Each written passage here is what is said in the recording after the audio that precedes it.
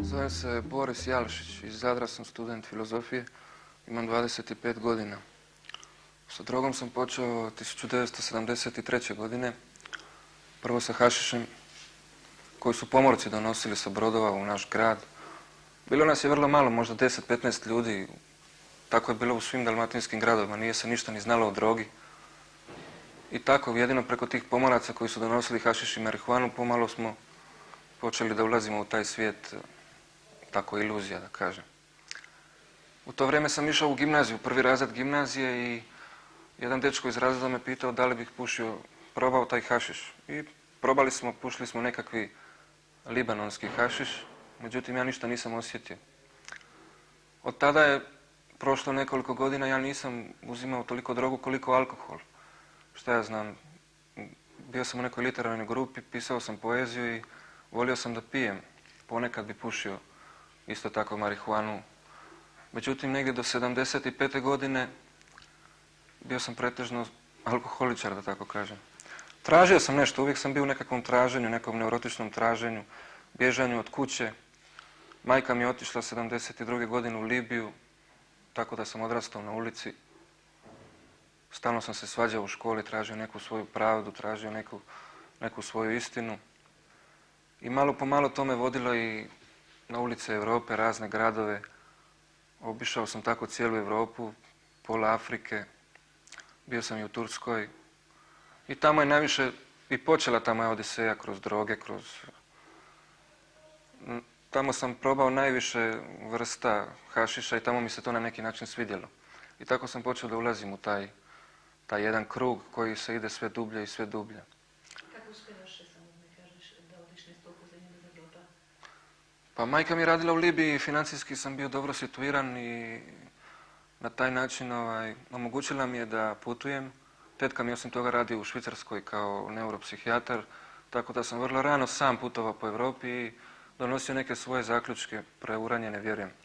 Osim toga jedinac sam i možda sam odgojen, razmažen i tako. To sam tek kasnije shvatio ovdje u bolnici, razmišljajući o svom životu.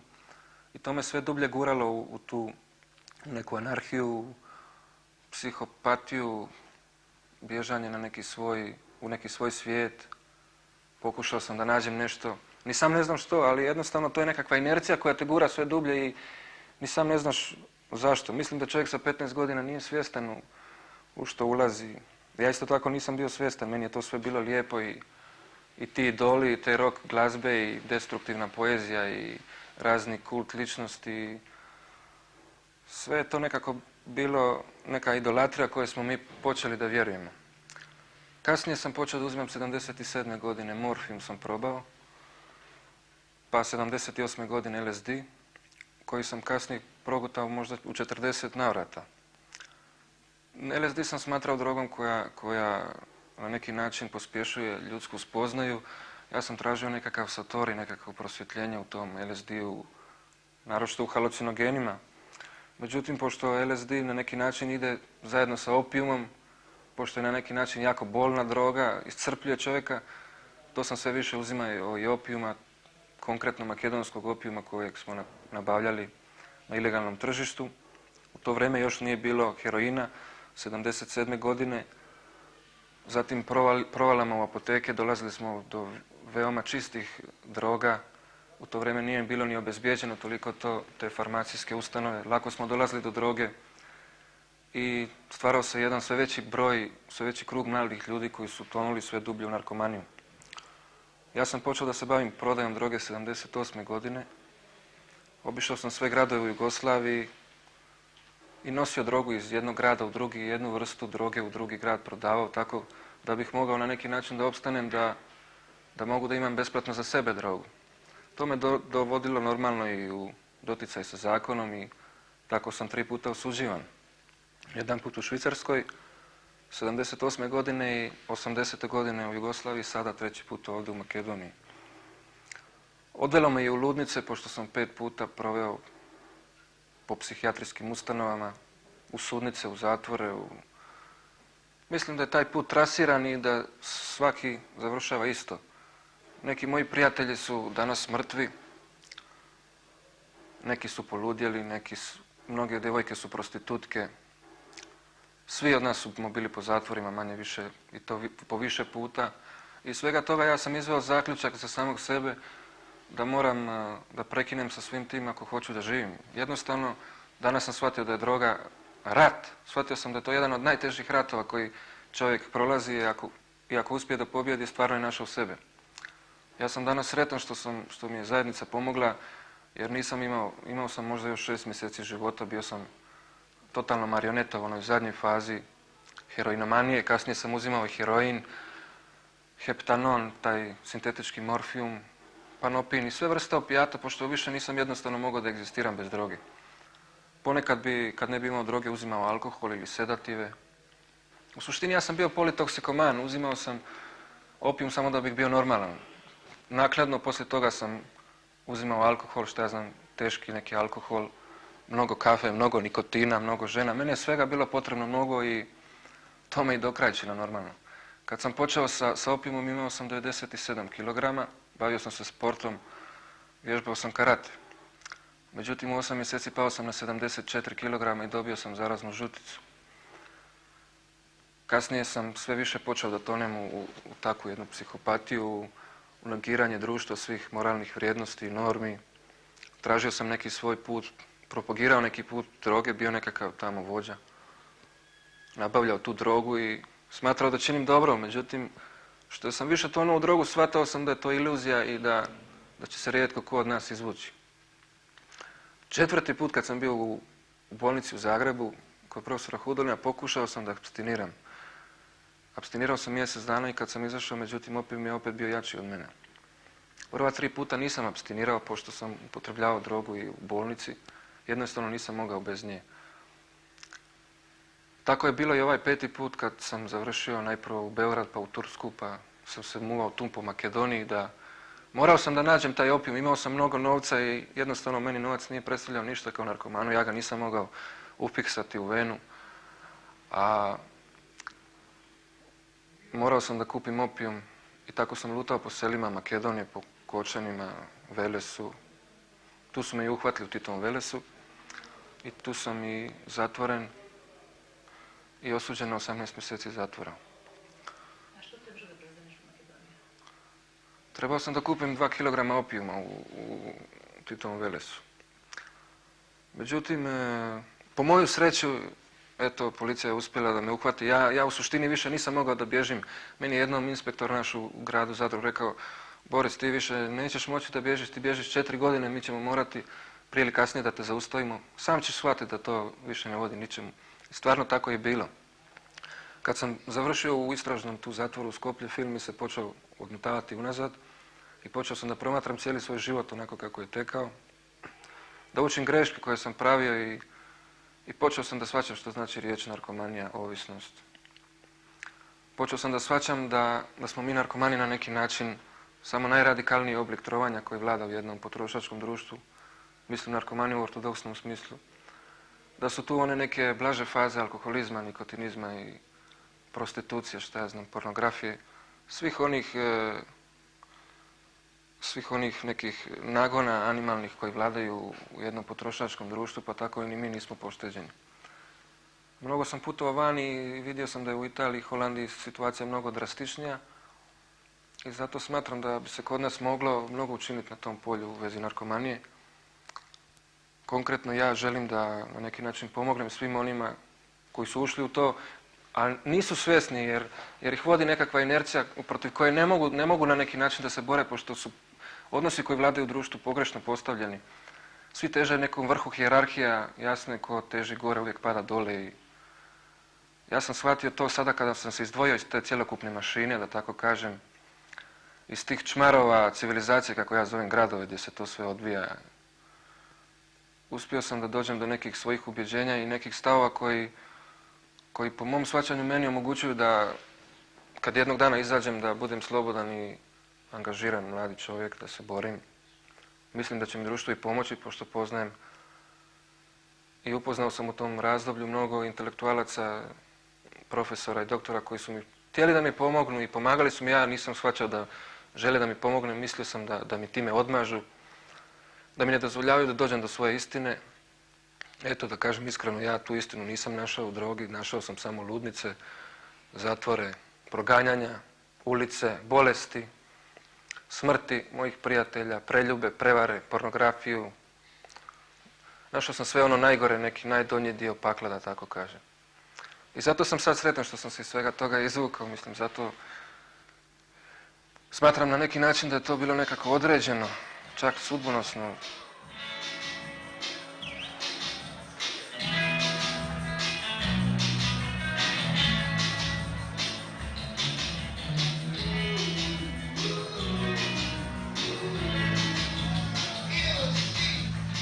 Никој пат децата не почнува се другираат дома. Тие почнуваат во други места, на журка, во друг стан. Од дома не почнуваат однадвор. Али постепено после се открива и дома. Поцелонаш го чекаш, го немаш, а знаеш каде, каков е, шо е, како ќе ти дојде, дали ќе ти дојде нормален, или ќе ти дојде другиран, или ќе дојде како не треба. Најстрашни мисли. Ми да одам на балкон да се фрлам, да го решам тоа прашање. Просто не можев да замислам оти тој е другиран. Неговото понешање не можев да го поднесам. Не можев никако, на никој начин да му удесам. Да стане разразлив, нетрплив, нервозен. Сака да искочи, сака повише пари. А ја тоа го поднесував многу тешко како мајка. Може да те разберете на мајка и да родител, само што има наркоман дете, било керка, машко, женско, само она може да те разбере. Никој друг не може да разбере. Каков ужас е тоа. Каков пекол, јас сум попуштила многу со живците, јас сум со таблети живам, али ипак имам една нада да ти почна за напред да оди. И на сите му апелувам, на сите мајки, строго да си водат сметка за децата во тие журки, во тие диска, почесто отсуствување дома навечер. Тоа не е нормално, кога ќе почесто се зачести, детето го нема дома, тоа ќе најде излез да каже, али тоа треба контрола. На време да се спречи тоа. Имам 24 години и студент сум на правен факултет 4-та година. Друга сум почнала да земам пред 4,5 години. Најчесто од луѓето кои почнуваат да земаат дрога, почнуваат со пушење прво, а потоцна преоѓаат на фикс и на појаки дроги, меѓутоа со мене беше друг случај. Јас прво почнав да земам дрога, прво почнав да земам опиум и тоа преку фикс.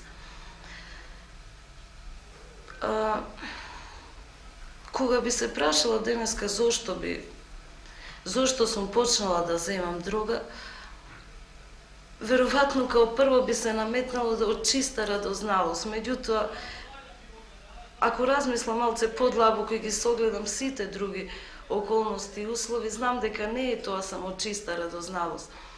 Ја во тој период, пред 4,5 години, немав полни 20 години и едноставно као да се наоѓа во една депресија, тога што ме зафати, која депресија можам да кажам до ден денеска не ме напуштила, можда со дрогата само ја појача. Така да тогаш барав некаков излез од таа ситуација и едноставно као да ми беше сеедно што ќе биде. Знаев дека излезот не е во дрога, до тоа време имав многу читано и слушано за дрога, меѓутоа сепак сакав да пробам дрогата. И можеби големо влијание имаше тоа што баш прва дрога беше опиумот што го земав. Така да после првиот осет што го има човек кога ќе земе опиум, тешко може да се помери со тоа да земал само еднаш и да нема да сака повторно да земе. Меѓутоа во почетокот имаше размаци, например земав првиот фикс, после 4 до 5 дена го земав другиот фикс. Меѓутоа, тие размаци беа од кратко време, не траеше ни месец дена, веќе почнав да се фиксам секој ден. Во почетокот, додека се фиксав, се осеќав, би можела да речам, убаво, ако може тоа да се каже убаво, гледано од подоцнежно време.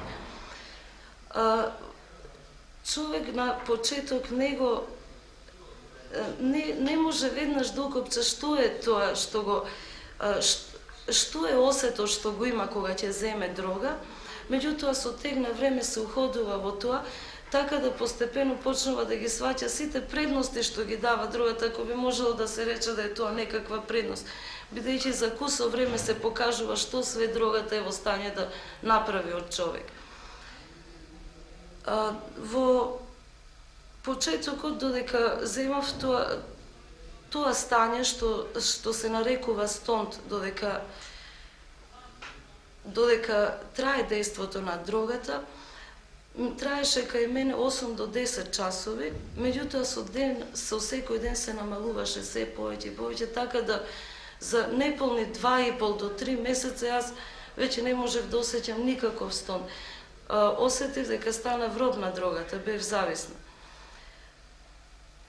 После дојдоа тие кризи при абстиненција, така да дојде период кога веќе немаше дрога и тогаш човек за прв пат се освестува до кај загазил и дека не може веќе, дрогата не му е потребна за уживање, него дрогата едноставно му треба за да може да се одржи во живот. Тие кризи, барем јас ги осеќав и физички и психички доста јако.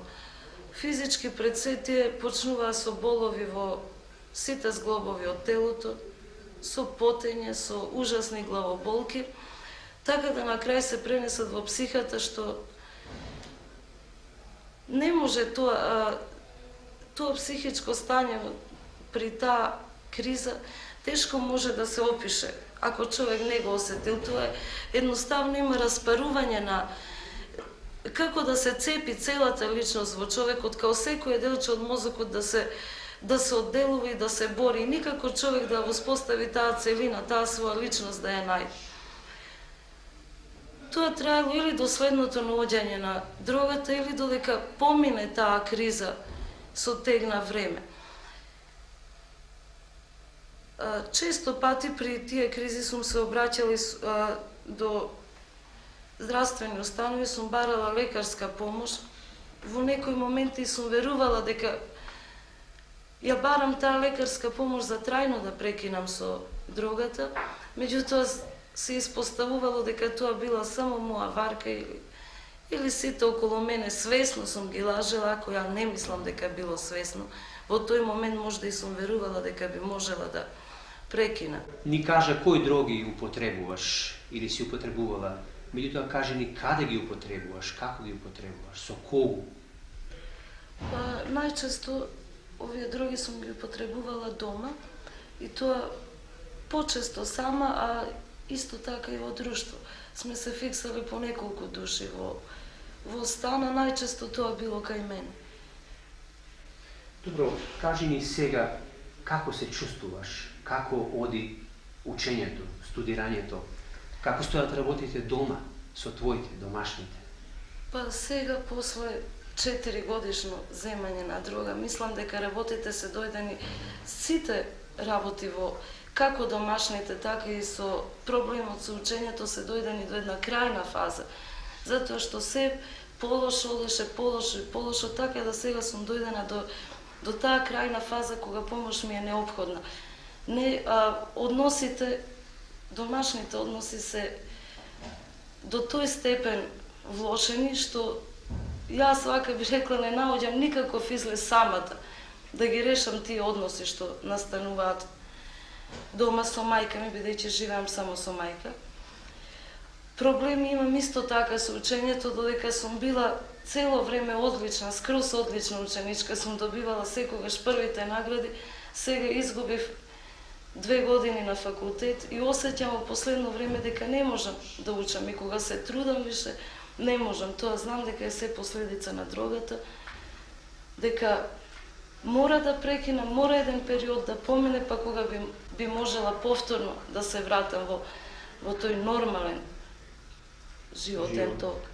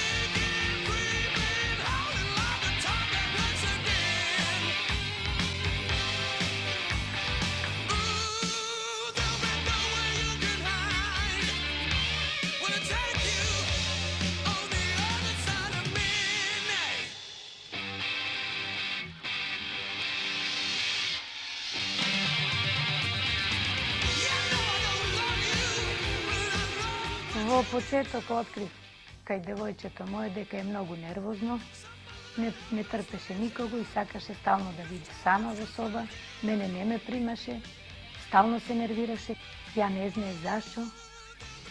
Тоа го препишував на дечко, меѓутоа она почнала да зема дрога. Дознав кога дојде милиција и претри свршеше во станот. Кога дознав ја дека детето моје прима дрога, ја сакав да се убијам. Не сакав да постоам више. Немав на кого да се пожелам, да се доверам. Тие работи не се примаат така свесно, него со презир, со еден општ презир.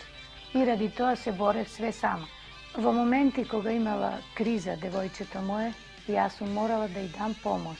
И сум одела во амбулантата и сум тражела средства за смирување, кои сум ми тражела лично за себе. Лекарот ми давал и сум ми давала ја нези, да се смири и да се ослободи. Сме биле на терапија и психичка, и инекции ставале на неа, али вакво лечење не може. Затоа што она ќе стави таму инекција, ќе излезе у чашија, а истото ќе го набави. И ќе го испие или ќе се фикса. Сиве овие години, откако детето се бори со дрога и прима, Многу тежок живот живееме ние двете. И мојот живот е више пола живот направен, затоа што сам изгубила живци, здравје. Многу ноќи не сме преспале, борејќи се за живот, кога немала дрога да прими. Кризи преживува она, преживувам и јас. Затоа апелирам општеството да преземе мерки, да се изградат установи, да се лечат тие лица.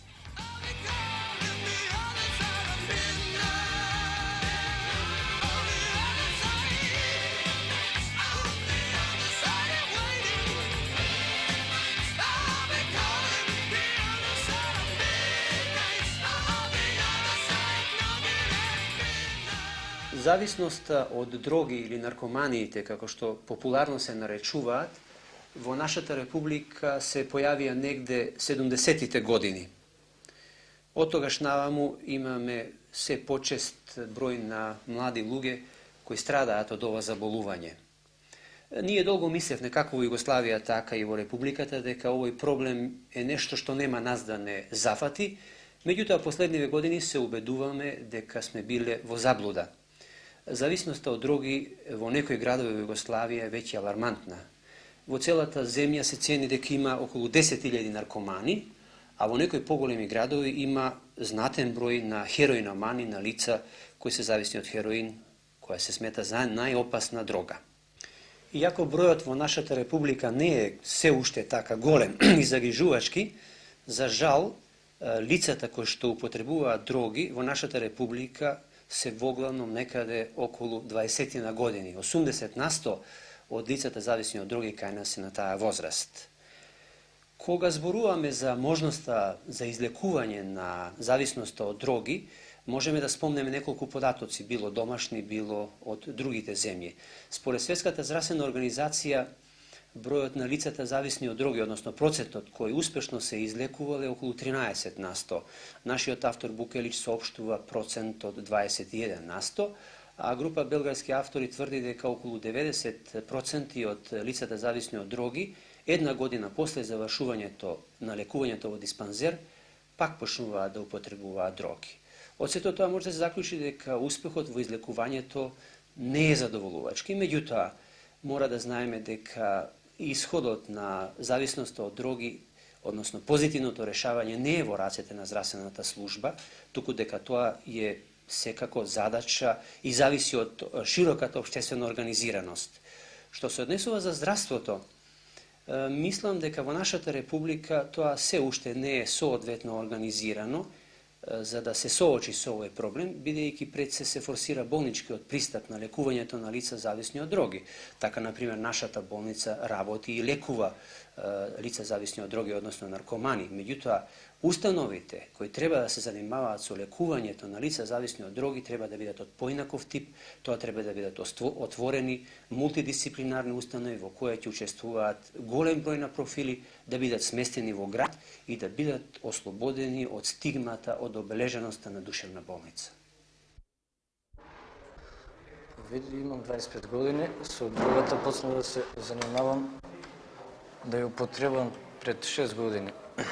Почнав прво онака од љубопитно со другари, но идејќи постанови од пожурки, дојдов управо со додир дрога што се дува, тоа е марихуана што се пуши. После тоа хашиш, што го викаме ние шит, и така полека секој ден дувајќи таа дрога. Сакав да видам и таа дрога друга што се фикса, да видам како е. Јас имам овој штас, што се вика наркомански, 6 години, а шитот го дував година дена, така. После тоа с фиксот дојде, фиксот почнав да го зимам, исто така со другари. Од првин имав доста, пошто така ние бевме, што се вика у таа генерација, па тие села тамо да купуваме, доста земавме. Имав многу, секој ден се фиксав и тоа по 10 дена, секој ден, па правев некоја пауза, пошто не можев да издржувам. По 1 ден, 2 дена, но таа пауза кратко траеше. Почнав да се фиксам на ден по 2-3 пути и по 4 пути. Така да Кога јас немував дрогата, правев фалцификати, рецепти. Секако гледав да дојдам до дрога, пошто не можев. Имав јаки кризи, тешки кризи. Така еднаш дојдев у таква голема криза што не може да станам од кревет по недела дена. Тражев помош од лекари од здравството, кој ми дава некои таблети таму што не ме смирува. И јас морав да правам фалцификати, рецепти. Фалцификував скоро секој ден. Трчав од апотека низ цела Македонија. Така да, во една апотека нема во еден град, нема трчај од друг град, тражи дрога. Некојаш ќе те збркаат полиција, те пријават фалцификат рецепта малце, ако е познат и одма те викат милиција. Така да бев јас спремен, иако немав могуćност да земам од апотеки. Зимав без везе таблети, по 20-30 таблети. Иако знаев дека нема ништо да биде, али сепак си мисле дека до некаде ќе се смирам. И така малце ги ублажам таа криза. Јас 2-3 пути доаѓав да се пријам во болница. Во болницава, кај што се наоѓаме сега, да се пријам, да се лечам. Но немав сила да останам. Докторите ме прима и сила сака еднаш да ме задржат, не сакав јас и после известно време, после 3 месеци, кога дојдов првиот пат, 82 година, направив еден фалцификат што ме фатија на дело. Полицијата и така одговара за тоа и ме осудија. Дојдов тука да се лечам. Додека сум тука на лечење, немам ништо употребено. Мислам, пошто имам волја да се излечам, пошто имам жена и дете. Така да највише за детето ми е, не сакам понатака, пошто знам кај води дрогата, само до пропас, компликација во фамилија, се караш секој ден. Нормално никој не сака, ни мајка, ни татко, наркоман да имаш куќа со тие тешки болки, расправи милиции секој ден. Се караш дома, кршиш, не можеш, тражиш дрога, не можеш да ја најдеш. Така јас морав да дојдам тука. Не милом силом дојдов, ме осудија 10 месеци. Ја моментално се осеќам добар додека се наоѓам тука на лечење. Па натака, јас мислам дека имам сила, уствари, една волја имам голема, да не употребувам дрога и мислам дека нема да употребувам дрога. Сакам нешто да кажам за младината, да дрогата не како што се гледа по филмови или по другари вамо тамо, не ти дава никако задоволство. Од првин го имаш, само како е тоа задоволство. Па едноставно, што знам, те носи до затвор, сукоп со фамилија и полудници, болници. И така треба да имаш волја, своја волја, да кажеш не. Имам 40 година, касно сам почел, пред 10 година, можда 11 да uzimam дрогу и пред тога сам доста пио. Алкохол, после сам престao sa alkoholom, upoznao sam mlade narkomane i onda sam počeo da uzimam drogu. Nisam počeo da uzimam tako od besa ili nekog interesovanja, nego što sam hteo da zamenim, mislim, alkohol drogom. Mislio sam bolje će da mi bude. Odmah sam direktno počeo da uzimam ove opijate, nisam uzimao te halucine droge, da pušim recimo hašiš, marihuanu i drugo. Odmah sam počeo da se fiksam. Sad, to prvo fiksanje nije mi bilo nešto baš tako interesantno, ali kasnije sam osjećao se sve bolje i bolje, mislim, jedno izvesno vreme, 3-4 meseca, onda posle toga nije bilo baš onako kao što sam ja zamišljao ili kao što su drugi pričali, nego prosto samo je organizam tražio drogu kao, recimo što traži hranu, vodu i to, više nije to neko uživanje bilo, nek rov sam, tako reći, posle droge. Sad, posle najteže je kad ne stane droga, mislim. Čovjek je spreman na sve. Recimo, obija apoteke, krade po robnim kućama, džepari, devojke, znam, mlade, starije, idu u prostituciju, vamo tamo. Mislim, take su jedne teške stvari da se dođe do droge da ne može da se opiše. Pogotovo te krize, bolovi u nogama, u rukama. povraćanje, znojenje, strah, nešto nemoguće. Posljedice isto su velike i po zdravlje, isto za vitalne organe, za jetru, mozak se uništava, mislim sve, vene, poslije čovjek ne može da ih nađe, s početka u redu, poslije mora se bode dole po rukama. I uopšte mislim, mnogo je teško i doći do droge, pogotovo sad u ovim uslovima, skupa je i da bi se došlo do nje, kažem, čovjek spada na najniže biće. Mislim, imao sam profesiju, bio sam pilot, vamo, tamo, sve, radio sam, ali kad sam počeo sa drogom, radne sposobnosti normalno padaju i čovjek nije sposoban za ništa, tako reći. Onda odvikavanje moguće je, nije kao što neko kaže nemoguće da se odvikne od droge. Moguće je, ali obavezno ići u bolnicu, ne ovako pokušavati terapijom po dispanzerima, vamo, tamo, to je samo zavaravanje. Ja sam bio od tih, recimo odem u bolnicu 2-3 mjeseca, mjesec dana, daju mi to što mi treba kad nemam drogu, poslije kad izađem opet po starom. Drugo stvar je to, kad se izađe iz bolnice treba to društvo da se ostavi. Ali društvo samo narkomansko ne daju nekom, recimo iziđeš iz bolnice, odmah ti daju fiksanje jedno, drugo, treće, četvrto i opet si u toj mreži. Mislim, teško je da se iziđe uopšte iz toga. Ovdje, mislim, dosta imaju razumevanja za narkomane, što nije slučaj, mislim, bio sam i u Beogradu, Nišu, Pančevu, Vršcu, svugdje, ovdje, mislim, ima uslova, hoće ljudi da pomognu, ali mnogo zavisi i od mene i od, mislim, drugova isto koji se drogiraju. I sada, mislim da za mlade ljude koji ovo slušaju, čitaju po ovim novinama što izlaze, mislim, to Dvoje itd., tu daju onda filmove, vamo tamo, mnogi se od njih zanose kao i taj pisac je upotrebljavao, taj umetnik je upotrebljavao drogu, ovo ono, to mu je dalo inspiraciju, da taj nije bio, mislim, talentiran, da to droga ne bi njemu toliko pomogla da napiše neko delo ili da ostvari nešto. I savjet bi, mislim, mladima dao da uopšte i ne probaju drogu, jer mislim svaka ta proba, 1, 2, 3, to već fatalno je.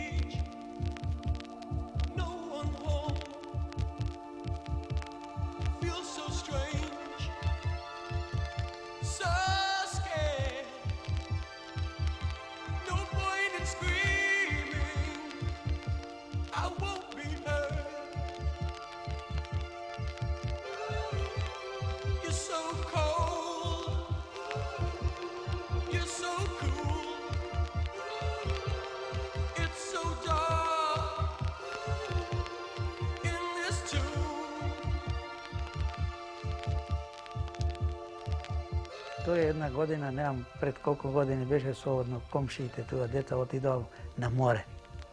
Na more, mu dadovne pari, mnogo dobro dete beše, to znajalo i stranski jazik, reče znaj, će odime u Dubrovnik, otidao u Dubrovnik i otade mi prepratije za dodam da si ga zemam od bolnica. To izgleda golema količina droga tamo i vrlo teška položba beše. I ja otidao tamo ga zedao od bolnica, od Dubrovnika. Tu posle jedno izvesno vreme i špricevi nekoj da mu najduva, majka mu gi frlav ne špricevi, će mu najme špricevi, frli me. Duri posle mu počna toj da ni kažva deka ne možel bez to. Go nosim na kontrola, na doktor, ovika narkomanija. А повеќето го однесу каде во Бардовце. Тие го пикаат таму во најтешките душевни болници, во поделение 1. Па и наравно да е, не знам колку зав, ќе избега. Ќе побегни тој од таде. И како што бегаше од таму. А почна таму и тој да се фиксира. И ја мислам, ова заедница е дужна да ја третира наркоманите како болни луѓе. Оти стварно е тоа болест. Не, алкохоличари се третираат како болни, ама и наркоманите мене ми се чини уште поболни од нив. Зашто тој ќе си продаде од одело, како нашиот што праваше, си продаваше одела за да најде дрога. Кај ти ебе винтјагата, кај ти се ова, ми ги зеде некој, не кажува. И после дури ќе го најдем, или кондори, ќе ги смени со некого. Му даваш нови кондори, ќе си со стари кондори. И значи тој бара начин за да купува. Ние сме размислували, не сме можели да го решиме сами проблемот. Не можеме да го решиме. Туа вистина треба и од негова страна да има волја, ама и ова заедница треба да има една установа па да го реши.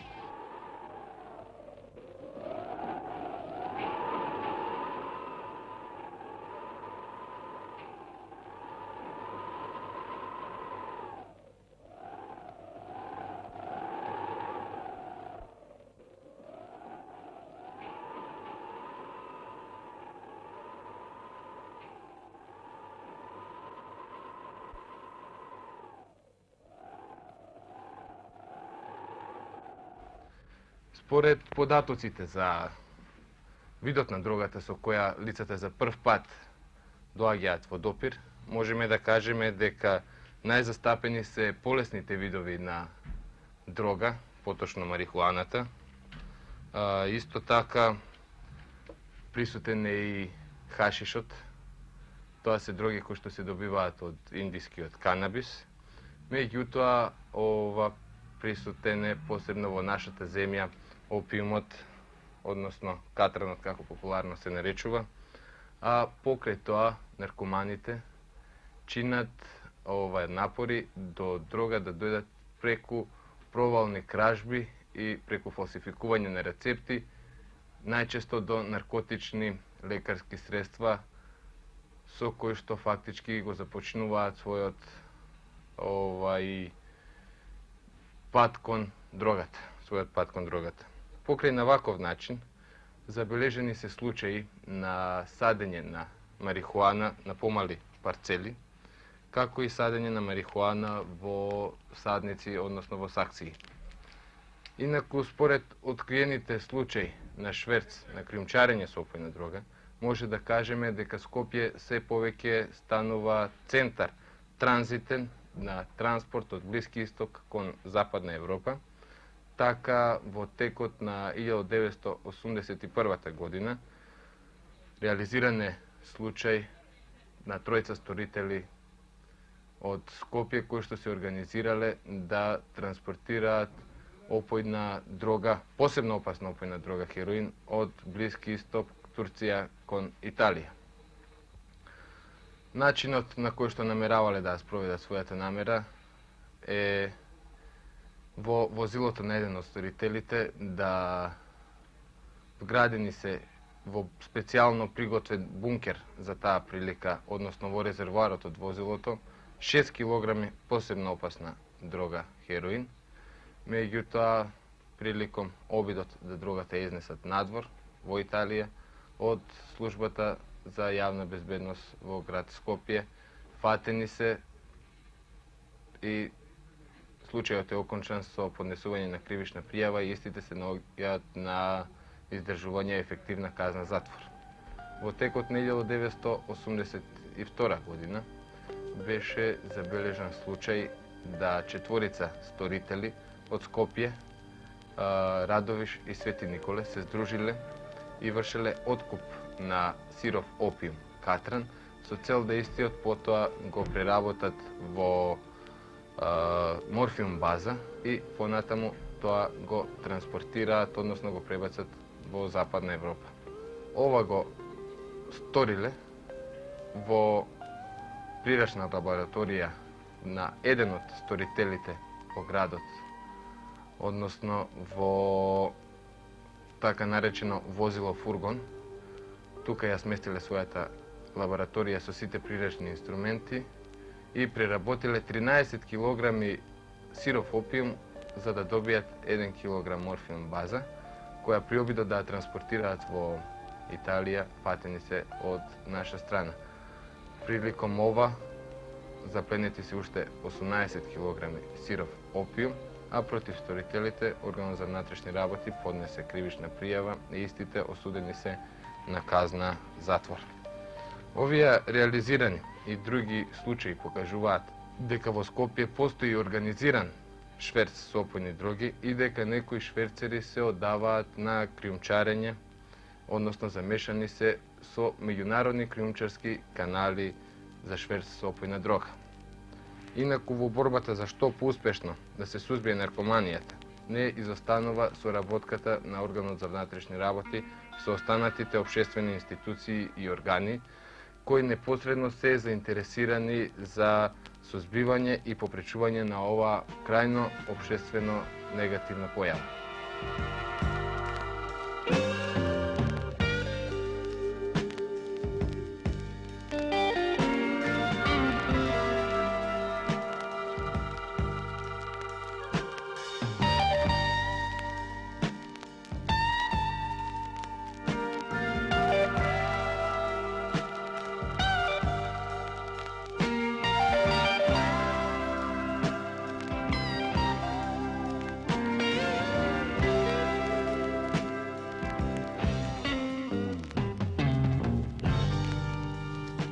Јас сум осуден 5 години за недозволена трговија.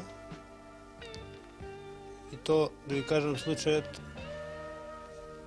мојот случај, ја мислам дека секој би се излажал, би паднал на таков начин.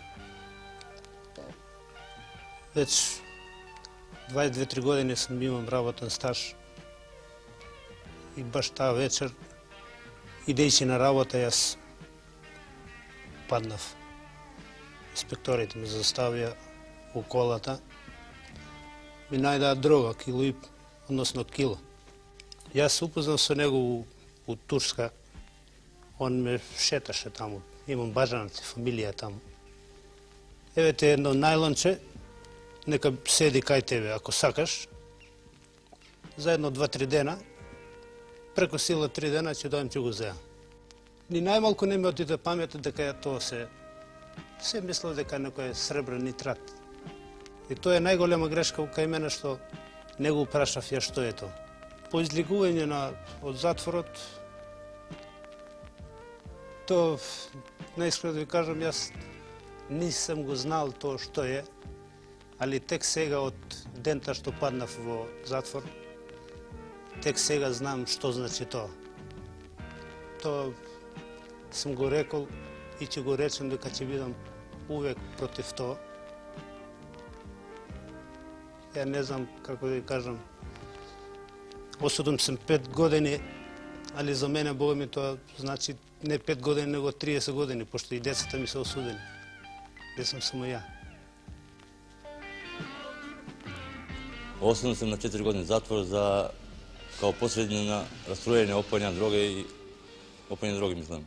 Мотивот за ова работа, мислам дека јас сум невработен човек, имам жена, 4 малолетни деца, тука се причините и парите, да заработам некој динамат се повеќе за живот. Тоа. Молам? Па мене ми дадува $900. Да, ми дадува да работа. Јас сум осуđen 5 година затвор.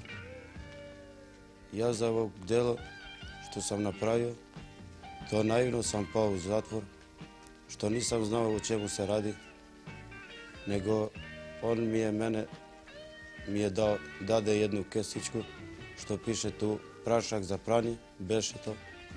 i kaže će da dođem da uzimam kod tebe. I ja uzimam to kao od prijatelja, da ne me prevari ništa, nisam ni sumnio na to. I su me uzeo sam i se vratim ja u dućan gdje i rabotim. I on je trebao da dođe da sredim i auto, pošto tako smo dogovorili da dođe da mu sredim auto za odmor. I ja ga čekam, nije došao. I posle nekoliko sati došli milicija ko meni i mi traži kesičku što mi je dao onaj prijatelj. Ja sam osuden za nedozvoljena trgovija i puštanje u promet opojni drogi. Osuden sam 6 godini. Sam faten na granica Deve Bajr, prenosovač za droga.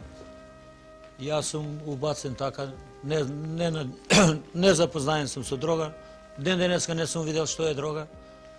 Ми подметнале така, ми кажа друго, а тие ми туриле дрога. Јас ги кажа прв пат све ќе ви принесам, само немој да биде дрога и оружје. Друго се што сакате ќе ви принесам. Тие ми кажа не се плаши, не е тоа опасно и да те фатат година дена ќе добиеш робија. Не е опасно, вика 10.000 марки ќе ти дадат, пренеси го и јас така наседна за 10.000 марки и сега паднав тука. После затворот на мравка, да видам од мравка ќе бегам, не од народ.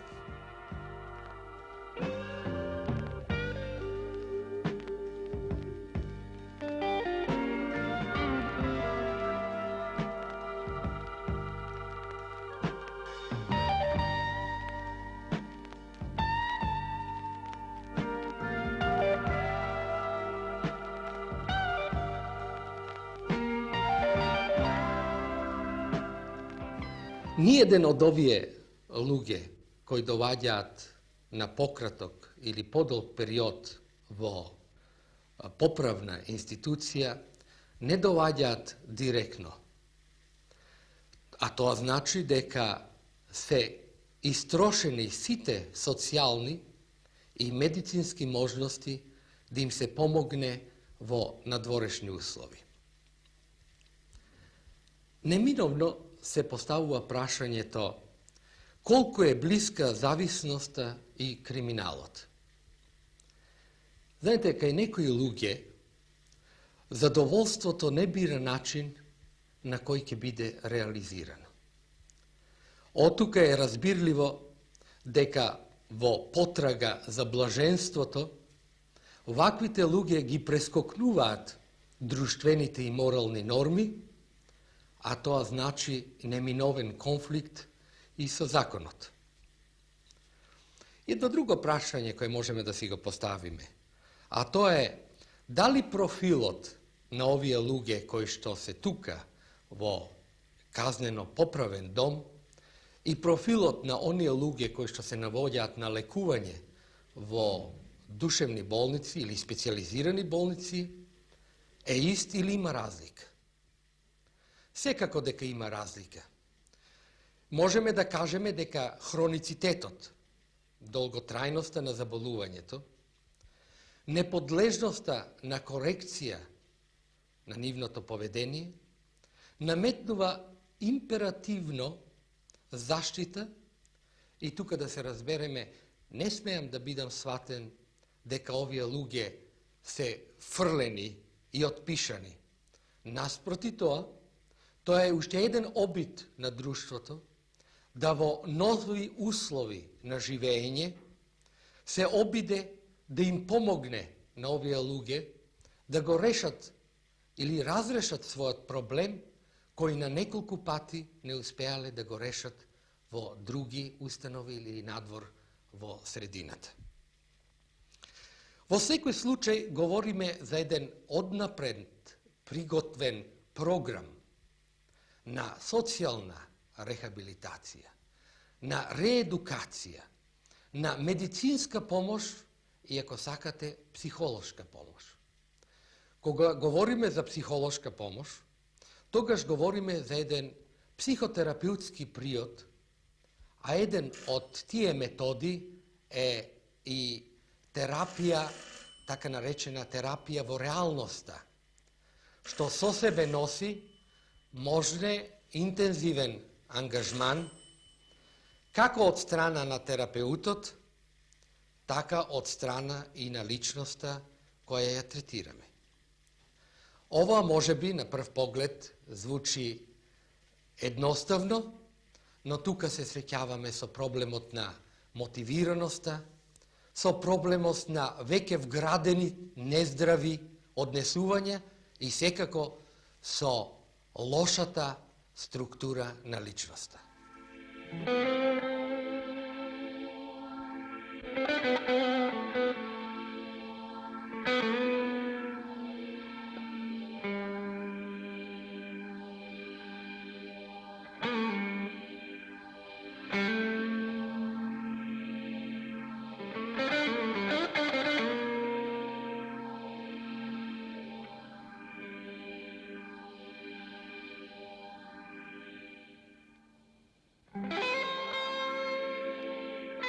Nalazim se ovdje u bolnici 17 mjeseci, izlazim za 27 dana vani, eto radostan sam, očekujem taj povratak svojim bližnjima.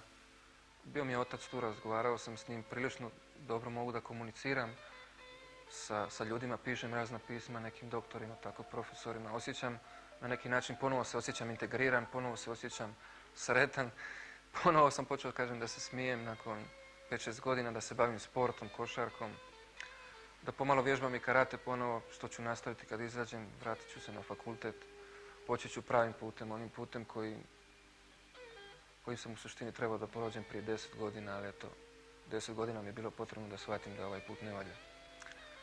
Želio bih da kažem nešto za one koji su danas u toj drogi, a ja ih poznajem mnogo u Jugoslaviji, mnogo i mojih prijatelja i zbog toga na neki način isto tako patim. Osjećam se bolesno zato što mnogi moji prijatelji pate i moja žena i smatram da je u tome moja ljudska dužnost da ih od toga odvratim. Smatram da trebaju da se angažiraju, da izdrže i smatram da borba protiv droge traje cijeli život. To je u suštini u stvari i suština jednog čovjeka, jednog ljudskog bića, ta borba koja traje cijeli život. Poručio bih nešto i ovima mlađima koji dolaze, koji su na tim vratima, kako ja to kažem, da pođu pravim putem, ispravnim putem, da shvate veličinu ove misli koja je na ovom kamenu rođena i kao što sam ja to shvatio nakon 12 godina pakla i jednog užasnog rata, 2 puta sam i umirao od droge. Mislim da nije potrebno da prođu put koji sam ja prošao. Eto, ne znam više što da kažem.